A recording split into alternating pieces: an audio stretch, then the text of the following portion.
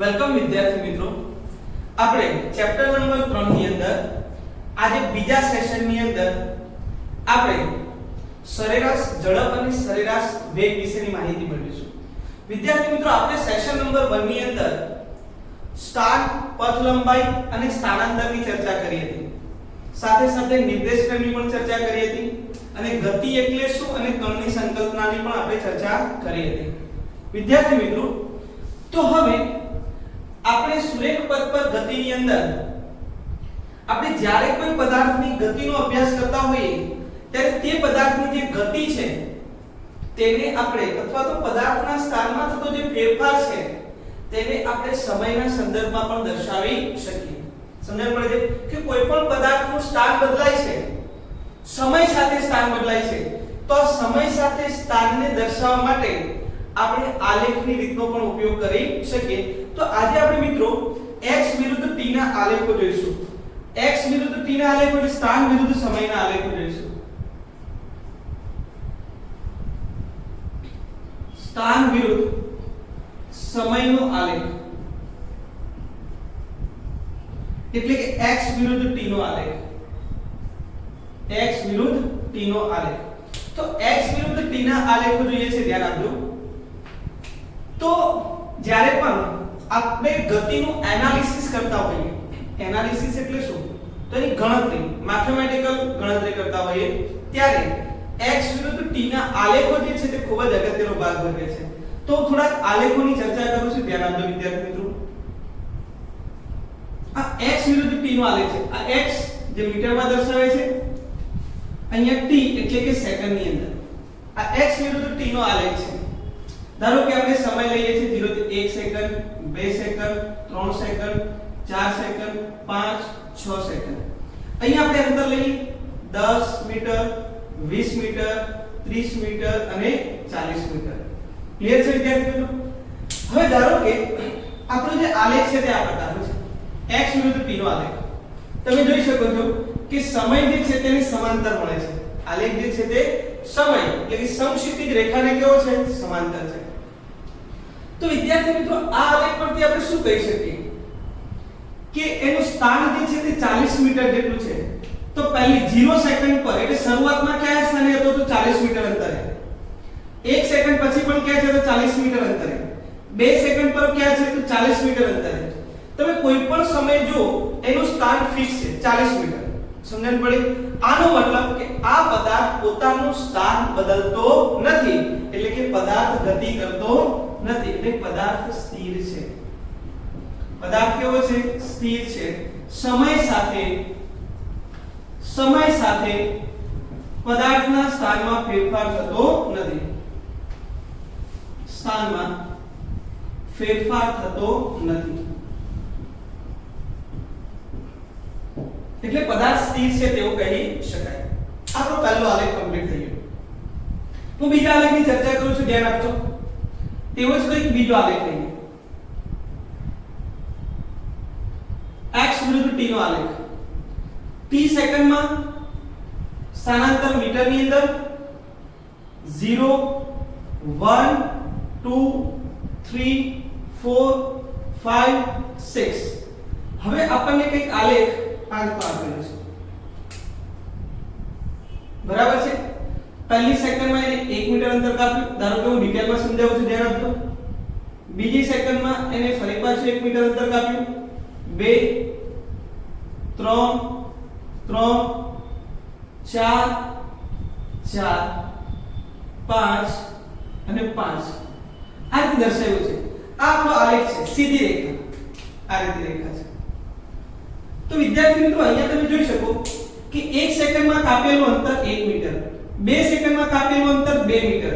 જો કોઈ પદાર્થ સમાન સમયગાળામાં સરખું અંતર કાપતો હોય તો તે પદાર્થ નિયમિત ગતિ કરે છે તેવું કહી શકાય. અગત્યનો મુદ્દો છે વિદ્યાર્થી મિત્રો કે નિયમિત ગતિ એટલે શું? નિયમિત ગતિ કોને કહેવાય? નિયમિત ગતિ કે જો કોઈ પદાર્થ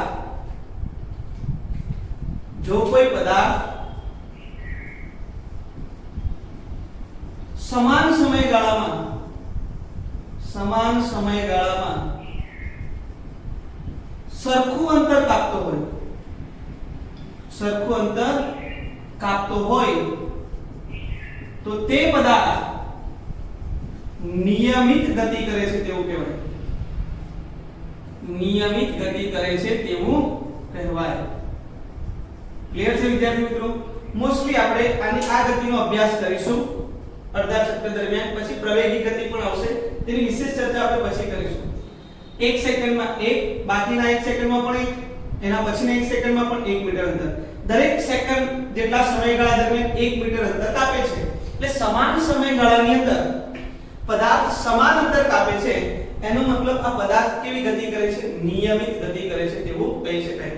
આપણે ત્રીજો એક આલેખ જોઈએ. આ ત્રીજા આલેખની અંદર કઈ કાર્ય દર્શાવેલું છે?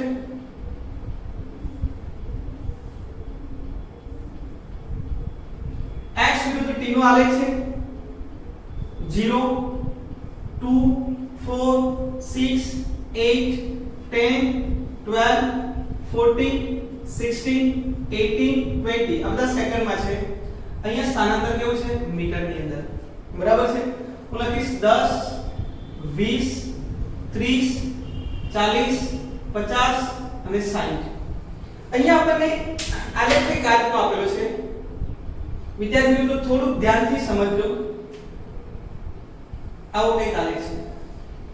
એનો મતલબ એ થયો કે જેમ જેમ સમય વધે છે તેમ તેમ અંતર પણ શું થાય છે? વધે છે. ક્યાં સુધી? તો 10 સેકન્ડ સુધી. આ આલેખ એવું કહેવા માંગે છે કે 0 થી 10 સેકન્ડ દરમિયાન આલેખની સમજૂતી હું લખું તો 0 થી 10 સેકન્ડ દરમિયાન પદાર્થ નું સ્થાન સમય સાથે વધે છે, સ્થાન સમય સાથે વધે છે એટલે એની ઝડપ વધે છે. આપણે ચર્ચા કરીશું આગળ. એનું સ્થાન પણ સમય સાથે શું થાય છે? વધે છે. કઈ રીતે? તો અનિયમિત રીતે. જો અહીંયા જો સમાન સમયગાળામાં સરખું અંતર વધતું નથી એટલે આને અનિયમિત ગતિ કહેવાય. કઈ ગતિ કહેવાય? અનિયમિત ગતિ કહેવાય. ધ્યાન આપજો વિદ્યાર્થી મિત્રો. જો કોઈ પદાર્થ ના સ્થાનમાં થતો ફેરફાર સમાન સમયગાળામાં જો પદાર્થ સમાન અંતર ન કાપતો હોય તો તે પદાર્થ અનિયમિત ગતિ કરે છે તેવું કહી શકાય. હવે વિદ્યાર્થી મિત્રો બાકીના 10 સેકન્ડ દરમિયાન ધારો કે આપણને સીધી રેખા મળે છે તો સીધી રેખા એવું દર્શાવે છે વિદ્યાર્થી મિત્રો કે એ કેવી ગતિ કરે છે? નિયમિત ગતિ કરે. નિયમિત ગતિ એટલે 0 થી અથવા તો 10 થી 11 થી 20 સેકન્ડ દરમિયાન પદાર્થ નિયમિત ગતિ કરે છે. સમજણ પડી? ધારો કે કારનું ઉદાહરણ લેતા હોઈએ તો કાર જે છે તે આપણે શરૂઆત કરીએ બરાબર છે એટલે ધીમે ધીમે અંતર શું થશે? વધશે. એટલે ધીમે ધીમે એની ઝડપ શું થાય? વધે.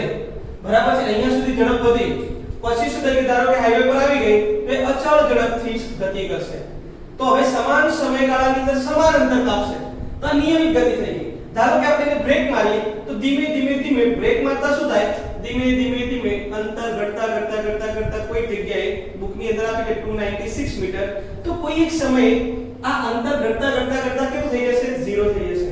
તો હવે બ્રેક મારતા કારને બ્રેક મારતા અંતર જે છે અંતર ઘટીને 0 થઈ જશે. સમજણ પડી? અંતર ઘટીને શું થઈ જાય? 0. તો આ જે છે તે આપણે સ્થાનને પદાર્થના સ્થાનને સમય સાથે કેવી રીતે દર્શાવી શકીએ તેના આપણને જુદા જુદા આલેખો આપેલા છે. તો વિદ્યાર્થી મિત્રો x વિરુદ્ધ t નો આલેખ ખૂબ જ અગત્યનો હોય છે. બરાબર છે?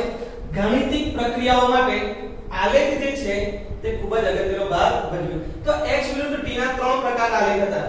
આ પદાર્થની સ્થિર સ્થિતિ દર્શાવે છે, આ નિયમિત ગતિ દર્શાવે છે, અહીંયા અનિયમિત ગતિ પણ દર્શાવેલી છે. હવે આપણે વિદ્યાર્થી મિત્રો એક અગત્યના ટોપિક તરફ જઈએ. હવે આપણે ચર્ચા કરીશું સરેરાશ વેગ અને સરેરાશ ઝડપની. વિદ્યાર્થી મિત્રો સરેરાશ વેગ અને સરેરાશ ઝડપ કોને કહેવાય? આ એક અગત્યનો મુદ્દો છે. તો હવે વાત કરીએ છીએ સરેરાશ વેગ અને સરેરાશ ઝડપની. અગત્યનો મુદ્દો છે. 2 માર્ક્સની થિયરીમાં પૂછી શકે સરેરાશ વેગ સમજાવો અને સરેરાશ ઝડપ સમજાવો. વિદ્યાર્થી મિત્રો, સરેરાશ વેગ અને સરેરાશ ઝડપ ને વ્યાખ્યાયિત કેમ કરવામાં આવે? તો એક સરસ ઉદાહરણ આપું. ધારો કે ઉદાહરણ દ્વારા સમજીએ કે આપણે સરેરાશ વેગ અને સરેરાશ ઝડપની વ્યાખ્યાયિત કેમ કરીએ છીએ. તો એક ઉદાહરણ લઈએ.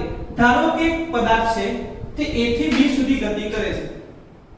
ધારો કે એક પદાર્થ છે A થી B સુધી ગતિ કરે. બરાબર છે? કેટલું અંતર કાપે છે? ધારો કે 200 કિલોમીટર અંતર કાપે છે. ધારો કે, સમજણ પડે? બીજો એક પદાર્થ છે A થી B સુધી જાય છે. એ પણ 200 કિલોમીટર અંતર કાપે છે. બંને કાપેલા અંતર સરખા છે.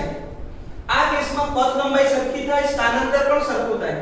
ધારો કે આ 10 કલાકમાં અંતર કાપે છે, જ્યારે ધારો કે આ 5 કલાકમાં અંતર કાપે છે. તો શું થયું? બંને અંતર તો સરખા જ કાપ્યા, પરંતુ એકની ત્વરા જે છે એના આના સ્થાનમાં ફેરફાર કરવાનો સમય દર જે છે આના કરતા વધારે છે.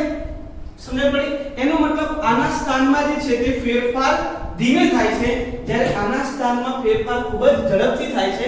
તો કોઈ પણ પદાર્થના સ્થાનમાં ફેરફાર, સમજણ પડશે, કેટલી ત્વરાથી થાય છે, કેટલી ઝડપથી ફેરફાર થાય છે, તે દર્શાવતી બે ભૌતિક રાશિ એટલે આપણે એને કહીએ છીએ સરેરાશ વેગ અને સરેરાશ ઝડપ. તો વિદ્યાર્થી મિત્રો, શરૂઆત કરીએ છીએ સરેરાશ વેગથી.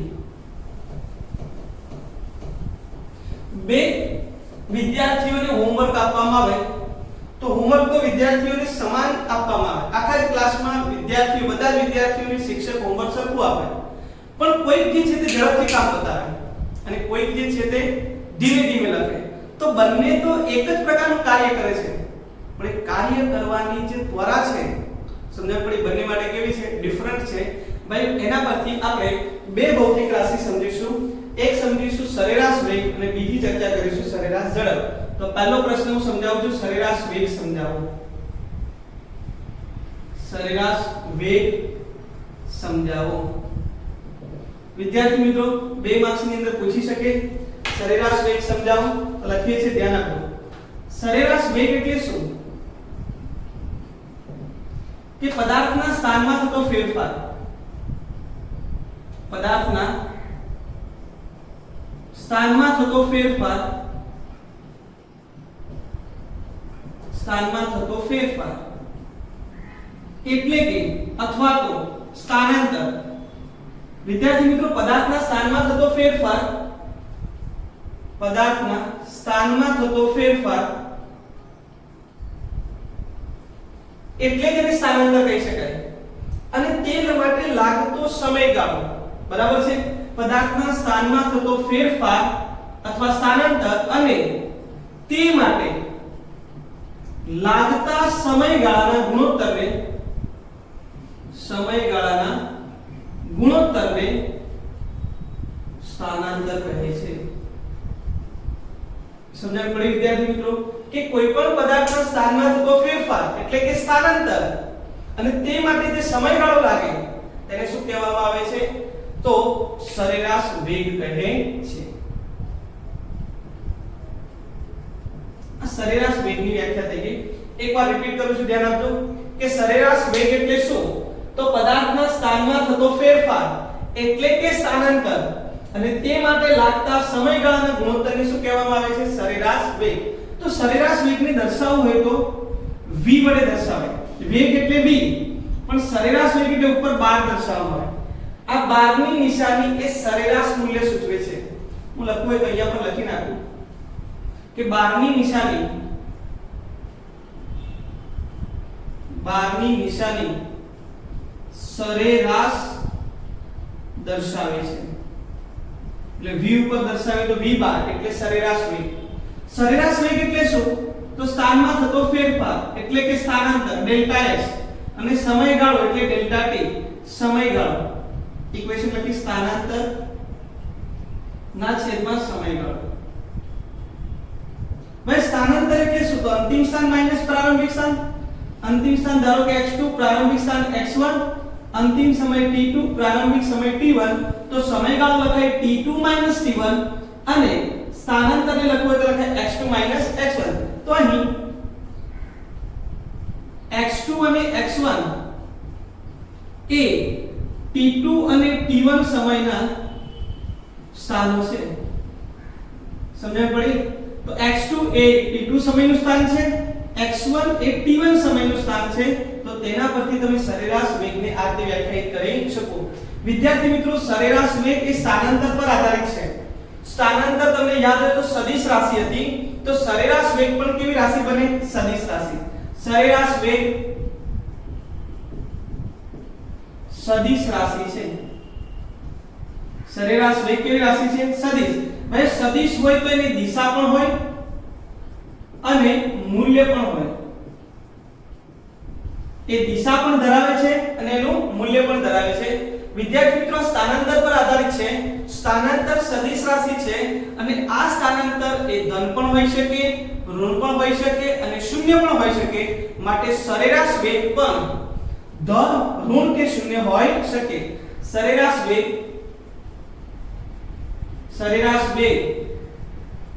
ધન, ઋણ કે શૂન્ય હોઈ શકે.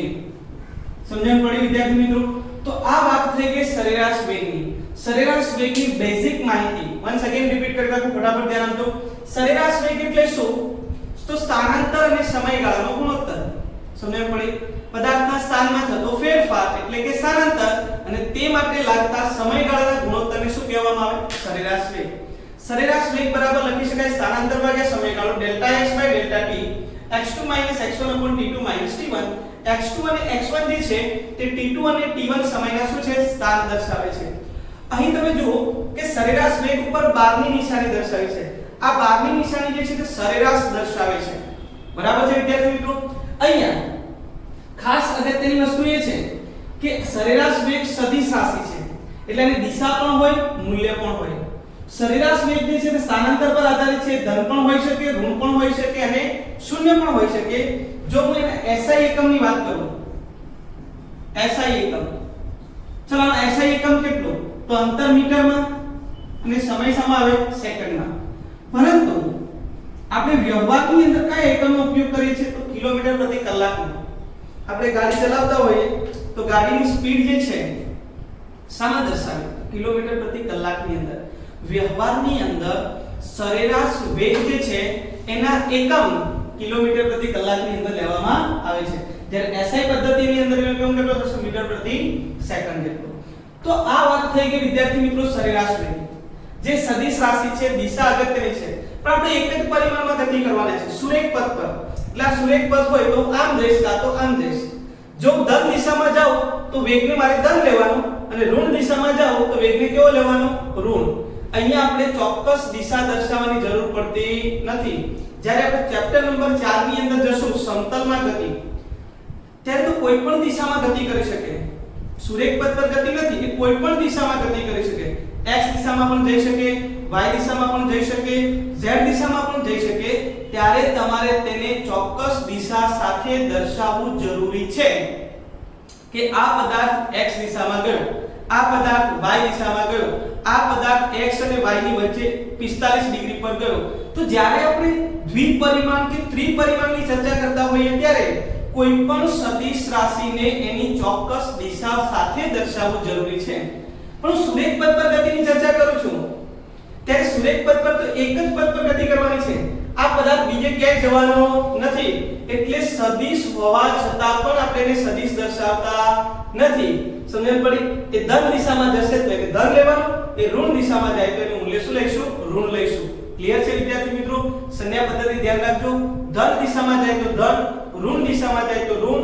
સદિશ હોવા છતાં પણ સુરેખ પથ પર પદાર્થ ગતિ કરતો હોવાને કારણે એને દિશા દર્શાવવાની અહીંયા કોઈ જરૂર પડતી નથી. હવે વિદ્યાર્થી મિત્રો, સરેરાશ વેગને સમજવા માટે આપણે આલેખની રીતે સમજીએ કે આલેખની રીતે પણ સરેરાશ વેગને કેવી રીતે સમજી શકાય. તો એક ઉદાહરણ લઈએ છીએ. બુકની અંદર ઉદાહરણ લીધું છે, તેના કરતા આપણે કંઈક અલગ ઉદાહરણ દ્વારા સમજીએ છીએ, સરળ પડશે. ધારો કે એક ઉદાહરણ લઈને સમજાવું છું. અહીંયા કોઈ એક પદાર્થ, ધારો કે કોઈ કાર ગતિ કરે છે, તેના માટે x વિરુદ્ધ t નો આલેખ આપેલો છે. x વિરુદ્ધ t બરાબર છે. આવો કોઈ આલેખ મળે છે. ધારો કે કોઈ એક કાર સુરેખ પથ પર ગતિ કરે છે, તેના માટે x વિરુદ્ધ t નો આલેખ કઈક આ રીતે છે.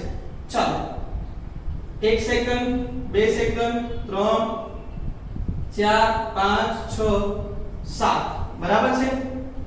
અહીંયા હું લખી નાખીશ અંતર દર્શાવે તો દર્શાવી દેજો તમારી રીતે. કોઈ પણ અંતર દર્શાવે એમાં કોઈ ટેન્શન લેવાની જરૂર નથી. સરળતા ખાતર વિદ્યાર્થી મિત્રો આપણી ગણતરી સરળ પડે એ માટે મેં અલગ ઉદાહરણ લીધું છે.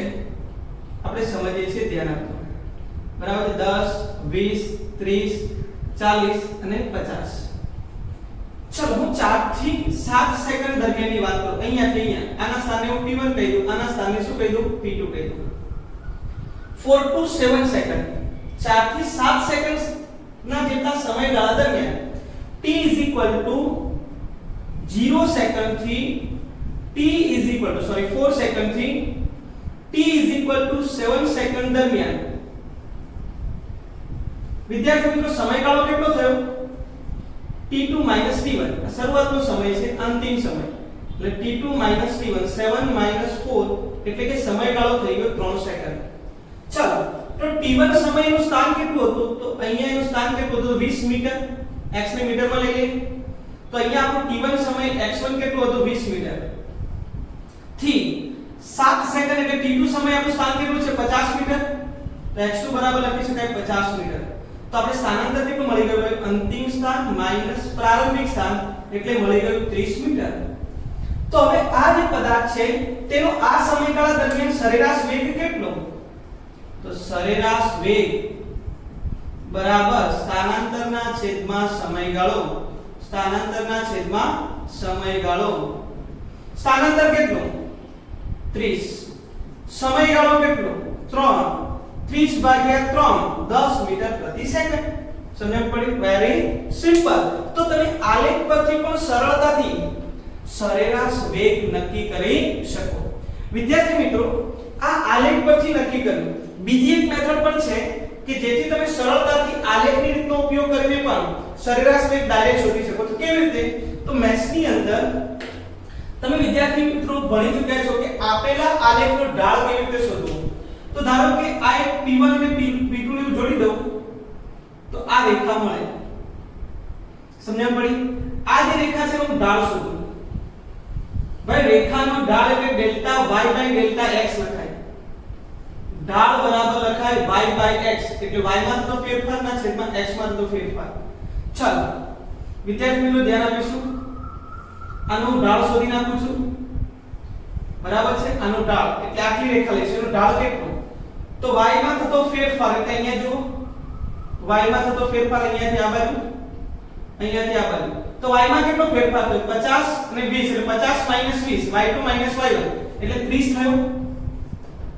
અને x માં કેટલો ફેરફાર થયો? 4 થી 7 એટલે 3 નો. વિદ્યાર્થીનો આન્સર કેટલો આવ્યો? 10 મીટર પ્રતિ સેકન્ડ. ક્લિયર છે? હજુ એક નવી ટેકનિક શીખવાડું છું. વધારે ધ્યાન આપજો બોર્ડ પર. કેમ કે MCQ સોલ્વ કરવા માટે આ સૌથી અગત્યની વસ્તુ છે, ઢાળ વાળી મેથડ. તો આનો ઢાળ ફરી પાછો શીખવાડું છું કે ઢાળ એટલે શું? તો delta y by delta x. આ વાળી ઇક્વેશન ક્યાંથી લાવ્યા? તો તમને યાદ કરાવો કે ધોરણ 10 ની અંદર આપણે સુરેખાનું સમીકરણ મેળવ્યું. y બરાબર mx c વાળું યાદ છે વિદ્યાર્થી મિત્રો? જો અંતરખંડ 0 લેવામાં આવે તો y બરાબર mx પરથી m બરાબર લખાય y બાય x એટલે y ના છેદમાં x એટલે y અક્ષ પર થતો ફેરફાર ના છેદમાં x અક્ષ ની અંદર થતો ફેરફાર. ક્લિયર છે? આ delta y by delta x પરથી આપણે આ મેળવીએ છીએ. ધ્યાન આપો y તો અહીંયાથી આ ગતિ દરમિયાન y માં કેટલો ફેરફાર થયો? તો 20 થી ક્યાં ગયા? 50 સુધી y અક્ષ પર એટલે 30. એ રીતે આ દરમિયાન x માં કેટલો ફેરફાર થયો? 4 થી 7 એટલે 3 નો એટલે આન્સર આવ્યો 10. ક્લિયર છે? ચલો આટલો y માં થતો ફેરફાર છે આને કહીએ ડેલ્ટા y. આટલો x માં થતો ફેરફાર એટલે એને મેં કીધું ડેલ્ટા x. શું વિદ્યાર્થી મિત્રો આ જ ડેલ્ટા x એટલે આ ડેલ્ટા x છે. આટલું સરખું છે આ અંતર આ બંને તો આને ડેલ્ટા x કહીએ. ચલો આ ડેલ્ટા y છે તો આ પણ અંતર ડેલ્ટા y છે. આ ખૂણાને હું થીટા કહી દઉં કે આપણે જે સુરેખા P1 અને P2 ને જોડતી રેખા બનાવી છે તેને સમક્ષિતિજ સાથે બનાવેલો ખૂણો એટલે કેટલો કહેવાય? થીટા કહેવાય. તો આકૃતિ પરથી મને tan થીટા શોધીને બતાવો. tan થીટા એટલે સામેની બાજુ ભાગ્યા શું લખાય? પાછળની બાજુ. તો tan થીટા બરાબર સામેની બાજુ ના છેદમાં પાસેની બાજુ. વિદ્યાર્થી મિત્રો આ જ આપણો ઢાળ છે. તો ઢાળ શોધવા માટેની બે રીત. y માં થતો ફેરફાર ના છેદમાં x માં થતો ફેરફાર, અથવા તો જે આપણી સુરેખા છે તેને સમક્ષિતિજ સાથે બનાવેલો ખૂણો બરાબર tan થીટા. tan થીટા પણ તમને શું આપે છે? ઢાળ.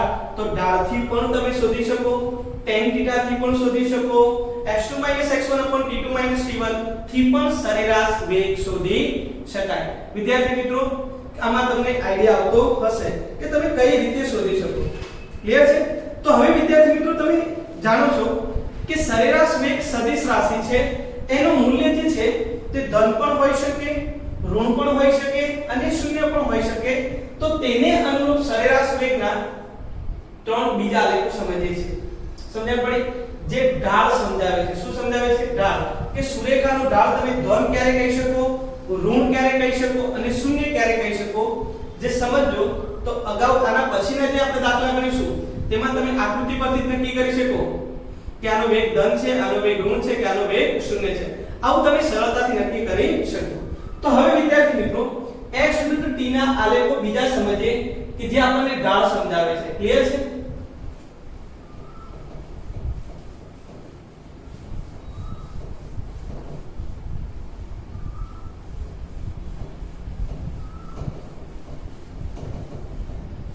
x વિરુદ્ધ t ના આલેખો સમજીએ.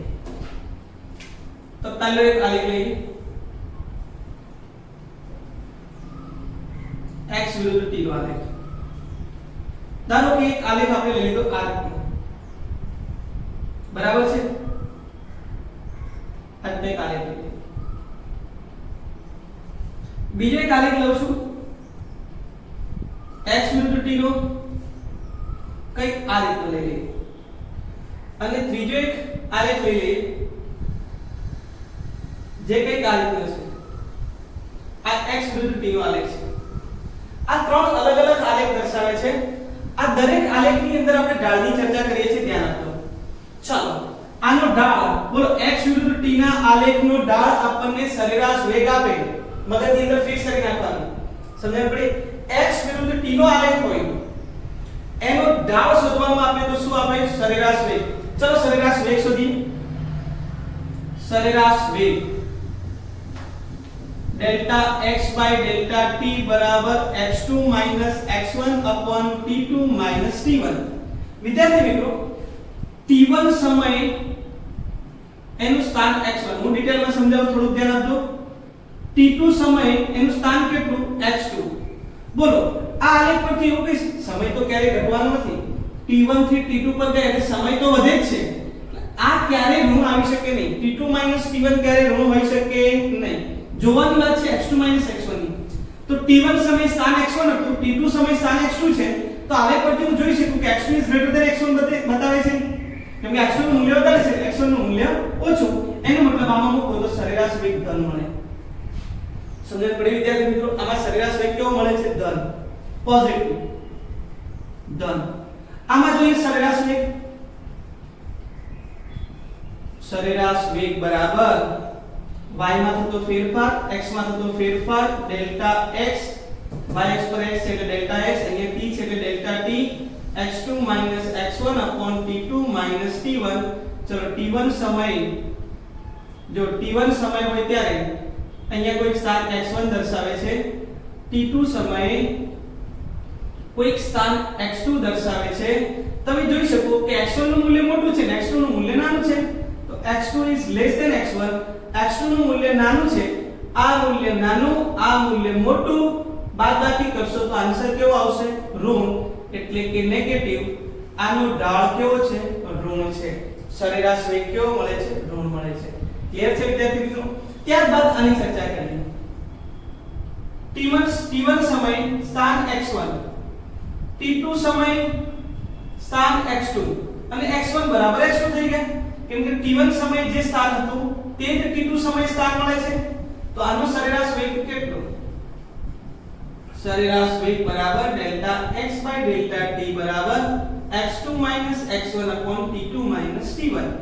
અહીં x1 બરાબર x2 છે, એ એટલે કે સરેરાશ વેગ કેટલો થયો 0 સમજણ પડે છે વિદ્યાર્થી મિત્રો તો તમે જોઈ શકો ત્રણેય આલેખ પરથી વસ્તુ નક્કી કરો કે જો સુરેખા ઉપર તરફ જતી હોય સમય વધતા એ ઉપર તરફ જતી હોય તો એનો ઢાળ ધન છે તેવું કહેવાય જો સુરેખા નીચે તરફ જતી હોય તો એનો ઢાળ ઋણ છે તેવું કહેવાય અને એ સમયની સાથે સમક્ષિતિજ સુરેખા બને બરાબર એક સમાંતર આલેખ બને એનો મતલબ ન ઉપર જાય છે ન નીચે જાય છે એ સીધી જ રહે એનો મતલબ કે એનો ઢાળ ધન પણ નથી ઋણ પણ નથી કેવો છે શૂન્ય વન સેકન્ડ રિપીટ કરું જો x વિરુદ્ધ t ની અંદર આલેખ ઉપર તરફ જતો હોય બરાબર સમય સાથે ઉપર બરાબર આ સુરેખા છે ઉપર તો ધન નીચે જાય છે ઋણ ઉપર કે નીચે નથી જતો એનો મતલબ કે તેનો ઢાળ કેવો છે 0 થઈ ગયો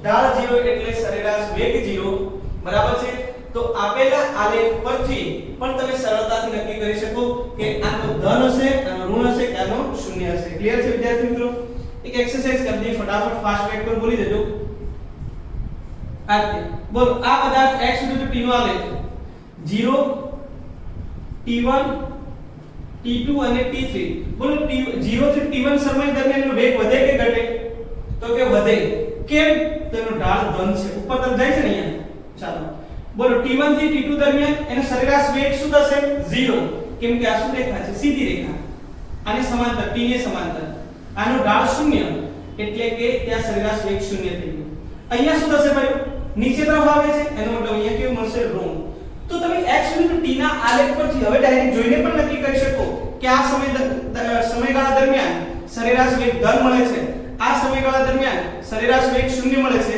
અને આ સમયગાળા દરમિયાન સરેરાશ વેગ કેવો મળે છે ઋણ મળે છે તો હવે તમે સરળતાથી નક્કી કરી શકો તો વિદ્યાર્થી મિત્રો આખી જે ચર્ચા સરેરાશ વેગની હતી બરાબર છે તો આ સરેરાશ વેગનો મુદ્દો કમ્પ્લીટ થઈ ગયો બે માર્ક્સમાં પૂછાય તો આટલું બધું લખવાનું ન હોય સરેરાશ વેગ જો બે માર્ક્સમાં પૂછાય તો એની ખાલી માહિતી લખવાની હોય એની વ્યાખ્યા લખવાની એનો એકમ લખવાનો એનું સમીકરણ લખવાનું એ સદિશ છે ધન ઋણ શૂન્ય હોઈ શકે સમજણ પડી આ દરેક વસ્તુ ત્યારે દર્શાવવાની હોય છે ક્લિયર છે વિદ્યાર્થી મિત્રો આ વાત થઈ ગઈ સરેરાશ વેગની હવે વિદ્યાર્થી મિત્રો આપણે ચર્ચા કરીએ છીએ સરેરાશ ઝડપ એટલે શું તો હવે સરેરાશ ઝડપ સમજાવો આપણે બીજો મુદ્દો આઈ હોપ સરેરાશ વેગની અંદર તમને સમજણ પડી હશે સરેરાશ ઝડપની ચર્ચા કરીએ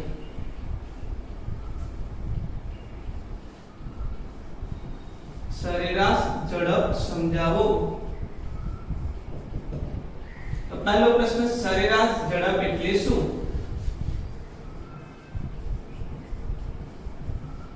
સરેરાશ ઝડપ એટલે શું તો સરેરાશ ઝડપ એટલે પદાર્થે કાપેલું કુલ અંતર અને તે માટે લાગતા સમયગાળાનો ગુણોત્તર તો એ વેગ અને સ્થાનાંતર વેગ જે છે તે સ્થાનાંતર સાથે સંકળાયેલ રાશિ છે સરેરાશ વેગની વ્યાખ્યાયિત કરી એટલે આપણે શું કર્યું તો સ્થાનાંતરના છેદમાં સમયગાળો લખ્યો પણ જ્યારે હું સરેરાશ ઝડપની વ્યાખ્યાયિત કરું છું તો હું શું લખીશ પથ લંબાઈના છેદમાં સમયગાળો બરાબર છે પદાર્થે કાપેલું કુલ અંતર પદાર્થે કાપેલ કુલ અંતર એટલે કે પથ લંબાઈ અને તે માટે લાગતા સમયગાળાના ગુણોત્તરને સરેરાશ ઝડપ કહે છે સરેરાશ ઝડપ કહે છે તો સરેરાશ ઝડપની વ્યાખ્યા થઈ ગઈ વિદ્યાર્થી મિત્રો તો સરેરાશ ઝડપ એટલે શું સરેરાશ ઝડપ બરાબર પથ લંબાઈ ના છેદમાં સમયગાળો ક્લિયર છે વિદ્યાર્થી મિત્રો આ જે છે તે સરેરાશ ઝડપ જે છે તે પથ લંબાઈ પર આધારિત છે અને તમને ખબર છે કે પથ લંબાઈ કેવી રાશિ છે તો અદિશ રાશિ છે તો પથ લંબાઈ અદિશ રાશિ સમય પણ અદિશ રાશિ તો સરેરાશ ઝડપ કેવી રાશિ અદિશ સરેરાશ ઝડપ અદિશ રાશિ છે વિદ્યાર્થી મિત્રો અદિશ કોને કહેવાય અને સદિશ કોને કહેવાય તે ખબર હોવી જોઈએ કે જે ભૌતિક રાશિને માટે દિશા અને મૂલ્ય બંને જરૂરી છે જે ભૌતિક રાશિને દર્શાવવા માટે દિશા અને મૂલ્ય બંને જરૂરી છે તેને સદિશ કહેવાય સમજણ પડી પરંતુ અમુક ભૌતિક રાશિ એવી છે કે જેને દર્શાવવા માટે મૂલ્યની જરૂર છે દિશાની કોઈ જરૂર હોતી નથી, તો તેને આપણે અદિશ કહીએ છીએ. ક્લિયર છે? તો આ જે છે એની આપણે વિશેષ ચર્ચા એના પછીના લેક્ચરમાં એટલે સમતલમાં ગતિ છે એમાં આપણે સદિશ અને અદિશ વિશેની વિશેષ ચર્ચા કરીશું. અત્યારે ખાલી આપણે સમજીએ છીએ કે જેને દર્શાવવા માટે દિશાની જરૂર હોય છે એને શું કહેવાય? સદિશ. અને જે ભૌતિક રાશિને દર્શાવવા માટે દિશાની જરૂર નથી એને આપણે શું કહીશું? અદિશ રાશિ. તો સરેરાશ ઝડપ અદિશ રાશિ છે. તેનો SI એકમ મીટર પ્રતિ સેકન્ડ અથવા તો વ્યવહારની અંદર આપણે શાના વડે દર્શાવીએ છીએ? કિલોમીટર પ્રતિ કલાક. બરાબર છે? SI એકમ કયો છે? મીટર પ્રતિ સેકન્ડ. પણ વ્યવહારની દ્રષ્ટિએ આપણે કયો એકમ લઈએ છીએ? કિલોમીટર પ્રતિ કલાક. કેમ કે આ નાનો એકમ છે. બરાબર છે? એટલે આપણે મોટા એકમોની વાત કરીએ છીએ. મેં અગાઉ પણ ચર્ચા કરી SI એકમ. ક્લિયર છે? તમને એક પ્રશ્ન પૂછી લો, આનું પારિમાણિક સૂત્ર શું થાય? બીજા ચેપ્ટરમાં આપણે ભણી ચૂક્યા છીએ. શું આવે? અંતરના છેદમાં સમય. તો અંતરનું પારિમાણિક સૂત્ર L1, સમયનું કેટલું? T1. તો L1 T - 1 આનું પારિમાણિક સૂત્ર થાય. ક્લિયર છે? ચાલો હવે વિદ્યાર્થી મિત્રો આ SI એકમની વાત થઈ ગઈ. આ કેવી રાશિ છે? અદિશ રાશિ છે. પથ લંબાઈ તમે જાણો છો કે પથ લંબાઈ હંમેશા ધન હોય છે. પથ લંબાઈ ક્યારે ઋણ હોઈ શકે નહીં. પથ લંબાઈ હંમેશા ધન છે એટલે સરેરાશ ઝડપ પણ હંમેશા ધન મળે. સરેરાશ ઝડપ હંમેશા ધન હોય છે. તમે જાણો છો વિદ્યાર્થી મિત્રો કે પથ લંબાઈ સ્થાનાંતર જેટલી પણ હોઈ શકે અથવા તો પથ લંબાઈ સ્થાનાંતર કરતા વધારે પણ હોઈ શકે. તો એ રીતે તમે આમ જાણો છો ભાઈ કે પથ લંબાઈ is always greater or equal to સ્થાનાંતર. આવું તમે સમજો છો. શું બંને બાજુ સમયગાળો આપણે ભાગી નાખીએ? સમયગાળો સરસ શબ્દ છે ભાઈ. સમયગાળો અને સમયગાળો બંને બાજુ ભાગી નાખીએ. બોલો પથ લંબાઈ ભાગ્યા સમયગાળો એટલે સરેરાશ ઝડપ આપી. સરેરાશ ઝડપ. સ્થાનાંતર ભાગ્યા સમયગાળો સરેરાશ વેગ. શું કહેવાય? આના પરથી તમે એવું નક્કી કરી શકો કે સરેરાશ ઝડપ is always greater or equal to સરેરાશ વેગ. સરેરાશ ઝડપ એ સરેરાશ વેગ જેટલી અથવા તો તેના કરતા વધારે હોય છે. બરાબર છે વિદ્યાર્થી મિત્રો? તો આ વાત થઈ ગઈ સરેરાશ ઝડપની. સરેરાશ ઝડપ જે છે તે અદિશ રાશિ છે એટલે આના માટે દિશાનું કોઈ મહત્વ નથી. એટલે ધન ઋણની વાત, ઋણ ધન અને ઋણ દિશાની વાત કરવાની અહીંયા રહેતી નથી. ક્લિયર છે? ચલો હવે સરેરાશ વેગની વાત થઈ ગઈ, સરેરાશ ઝડપની વાત થઈ ગઈ. હવે મહત્વનો પ્રશ્ન હતો કે વિદ્યાર્થી મિત્રો સરેરાશ વેગ અને સરેરાશ ઝડપ વચ્ચેનો તફાવત લખો. સમજણ પડી? આપણે બંને થિયરી તો કમ્પ્લીટ કરી દીધી પણ સરેરાશ વેગ એકલું પણ કોઈ વાર પૂછાય, સરેરાશ ઝડપ એકલો પણ પૂછાય, પણ એના કરતા પણ જો વધારે વાર ક્વેશ્ચન પૂછાતો હોય તો એ છે સરેરાશ વેગ અને સરેરાશ ઝડપ વચ્ચેનો તફાવત લખો. તો હું તફાવત લખું છું, ધ્યાન આપજો. સરેરાશ વેગ અને સરેરાશ ઝડપ વચ્ચેનો તફાવત લખો. ચલો વિદ્યાર્થી મિત્રો મગજની અંદર ચાર મુદ્દાઓ આવવા જોઈએ. સરેરાશ વેગ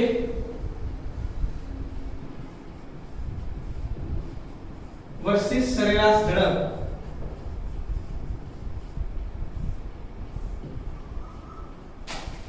ચાલો સરેરાશ વેગ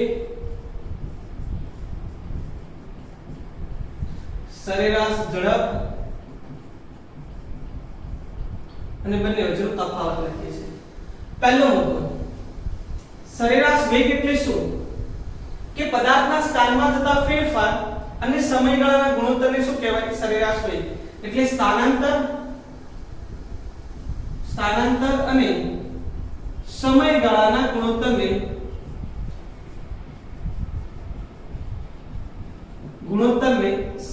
સરેરાશ વેગ કહે છે.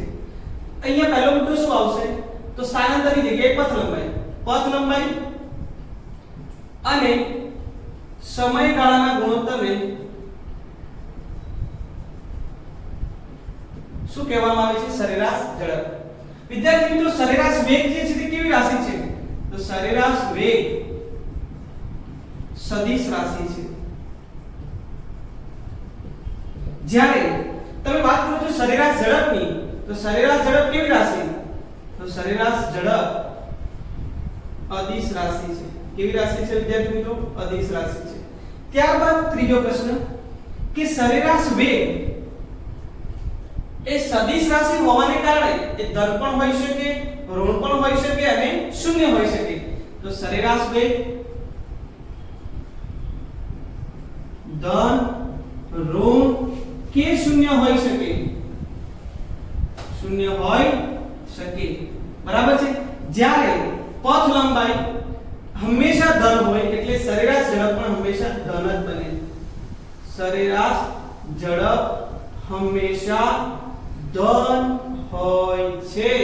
બરાબર. અને ચોથી વાત કે સરેરાશ વેગની વાત કરવામાં આવે તો સરેરાશ વેગ પથ લંબાઈ સરેરાશ વેગ છે એ સરેરાશ ઝડપ ની સરખામણી કરું તો સરેરાશ વેગ is always less or equal to સરેરાશ ઝડપ થાય. જ્યારે સરેરાશ ઝડપની વાત કરવામાં આવે તો સરેરાશ ઝડપ જે છે તે always greater or equal to સરેરાશ વેગ લખાય. સમજણ પડી વિદ્યાર્થી મિત્રો? તો આ જે છે તે આપણે થિયરીમાંથી જે કન્ક્લુઝન નીકળ્યું એના ચાર મુદ્દાઓ આપણે અહીંયા લખ્યા.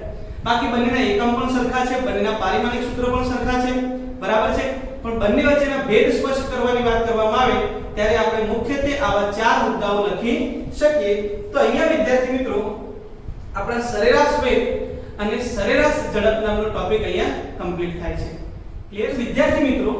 અહીંયા આપણે અટકીએ છીએ અને નવા સેશનની અંદર મળીશું જેમાં આપણે સરેરાશ વેગ, સરેરાશ ઝડપ, પથ લંબાઈ અને સ્થાનાંતરને આધારિત જેટલા પણ દાખલા છે તે દાખલાની ચર્ચા આપણે નવા સેશનની અંદર કરીશું.